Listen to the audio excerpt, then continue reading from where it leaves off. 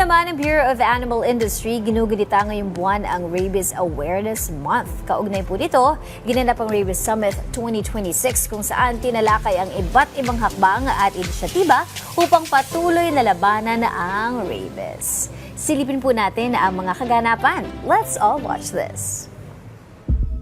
Nananatiling mahalagang usapin sa pampublikong kalusugan ang rabies. Ngunit may katiyakan ng mga eksperto. Ito ay ganap na kayang pigilan at wakasan sa pamamagitan ng tamang kaalaman at pagbabakuna. Sa ginanap na 3-day Rabies Summit na may temang Bagong Pilipinas, Walang Rabies, Converging to a Rabies-Free 2030, nagsama-sama ang mga pangunahing ahensya ng gobyerno, katuwang ang Bureau of Animal Industry, iba't ibang local government units at mga development partners. Ang rabies sa Pilipinas ay endemic. So, ibig sabihin, meron tayong rabies dito sa Pilipinas. Tinalakay dito ang kasalukuyang kalagayan ng rabies sa bansa at ang mga hakbang upang mapababa ang bilang ng kaso. Bukod dito, binigyang diin ang pagsunod ng mga LGU sa pagpapatupad ng mga lokal na ordinansa at programa laban sa rabies.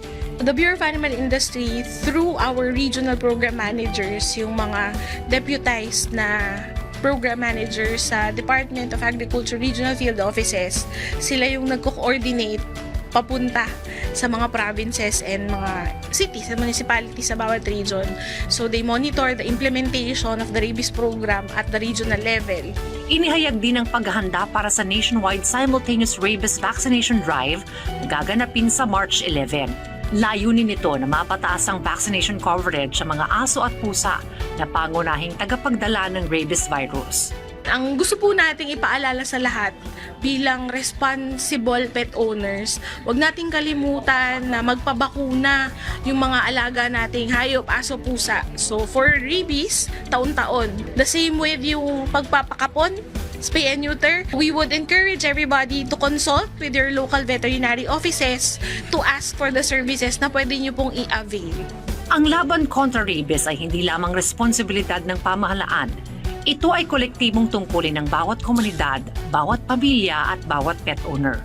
Sa huli, iisa lamang ang layunin ng summit na ito, ang masiguro ang kalusugan ng bawat tao at hayop para sa mas ligtas na kinabukasan para sa bagong Pilipinas.